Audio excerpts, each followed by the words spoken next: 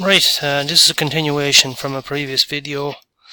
I've tried to tidy things up again here. We're creating a frequency table from the data, which is the number of cows per farm. I have my frequency table title here stuck on. These are the class limits, lower and upper, we work them out. The class boundaries, lower and upper, we work them out, and the midpoints. And now we're going to work out the frequency. But before we do that, we have to work out a tally. So we look at, we start with the tally, we look at this 68 and we say, where does that 68 fall? Well, it falls in here into the third class between 52 and 68. So we strike it off there and we stick in a little mark. And the mark actually went in the wrong place, so take that out and it goes there in the third class. So it's a tricky one. Down, and we're looking at 95, right? So strike off 95. Where does it go? In here, because it falls between 86 and 102. Next we're going to strike off 102, our max value. 102 falls in the same in there. Next up we're going to strike off 70. Where does that go? Second last class. 70. Then 60. Where does that fall? It falls in the third class. There's two marks there now. Next we mark off 70. Where does that fall? The second last class. Next up is 80. That goes in the second last class also. Next up 87. Into the last class with 87. And so on. 69. Where does that go? In here. 4 in there now. 74. Where does that go? Into the same class. And now that we're hitting 5, I join these up like a picket fence. Next 86. Last class. 70. Second last class. So we're starting a new group of 5 there now. 46. Second class. 85. Second last class. 83. Second last class. Our min value there 18, the minimum value goes in the first class. 73. All's there. 58. Third class. 84. Second last class, so that's a second group of 5. 86 goes in the last class, so that brings up to 5 in that class. 90 goes in the last class. 82. Second last class. 62. Third class. 86. Last class. 75. Second last class. 100. Last class. 71. Second last class. 63. Where does it go? 63 goes in the third class, so that brings that third class up to 5 in total. 90 goes in the last class. 71. Second last class. 101. Last class, so that brings us up to a second group of 5 there. 37. Second class. 92. Last class. 77 goes in the second last class, so we go up to 3 groups of 5 there. 88 goes in the last class, and that's them all. So that's the tally done.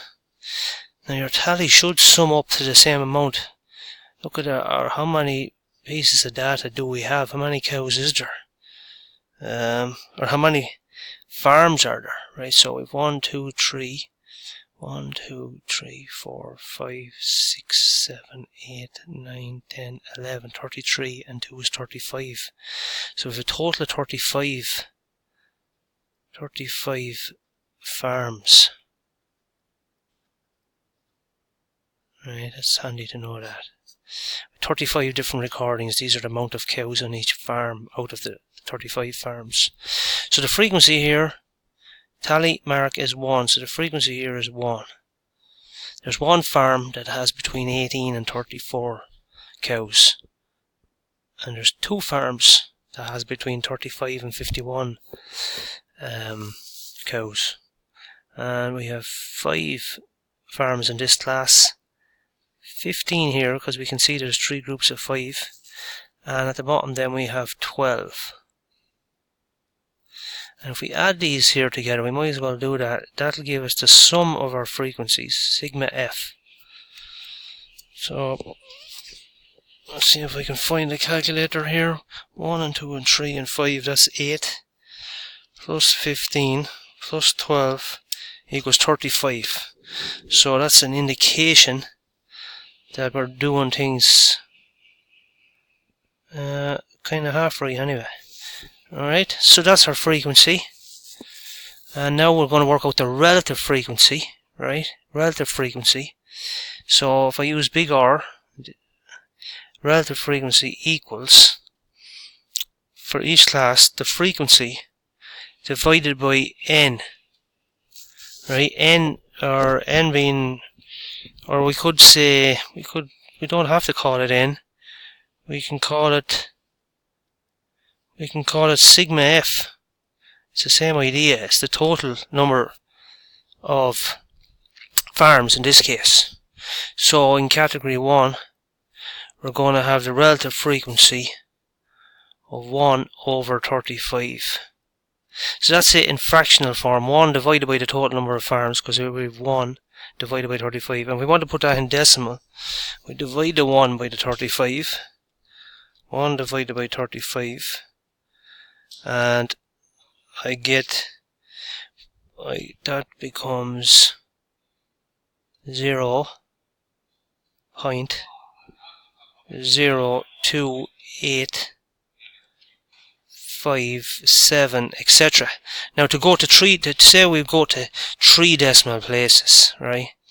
Well, I look at the 4th decimal, and that's a 5 or higher, so this causes this guy here to become a 9. So that's approximately equal to 0.029. That's the relative frequency accurate to 3 decimal places, right? So 0.029. And now we'll do the same procedure for the second class. We're going to get the relative frequency of the second class. So we get the frequency of the second class, and that's 2. We divide it by the total number. That's going to be 35. So 2 over 35. It's going to be twice the previous one, right? 2 divided by 35. And I get 0.05714 I'm writing down the first 4 or 5 decimal places, but we're going accurate to 3 decimal places. This one here is low, so this becomes 0.057, and we write that in there as the relative frequency of the second class.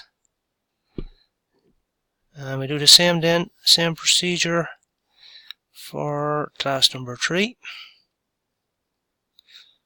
and the total remains the same. So we'll have 35 here, we'll have 5 on top. So 5 divided by 35 is 1 over 7, and changing that into a decimal, we get 0.1428, which becomes 0.143 to the 3 decimal places. 0.143. And we repeat the same for 15. So the third class is going to be 15 over 35. 15 divided by 35. Rounded to 3 decimal places give us 0.429. I'm speeding up a bit now because I want to get to it. We only have a certain limit, time limit on these videos. 0.429. And then the last class is 12 divided by 35. So the last class will be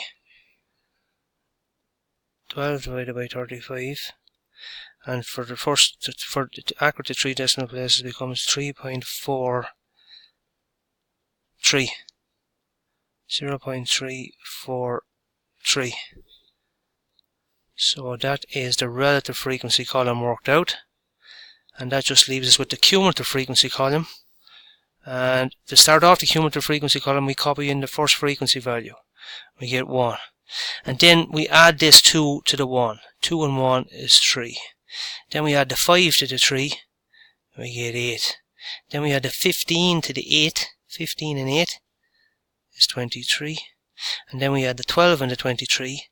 And we get 35. And we notice that the cumulative frequency of the 5th class matches our total of farms, or N equals 35. Sigma F, our cumulative frequency equals the sum of our frequencies, sum of the individual frequencies. Okay, so that's about it for populating the frequency table. A lot of work there, but there was 13 marks going for that.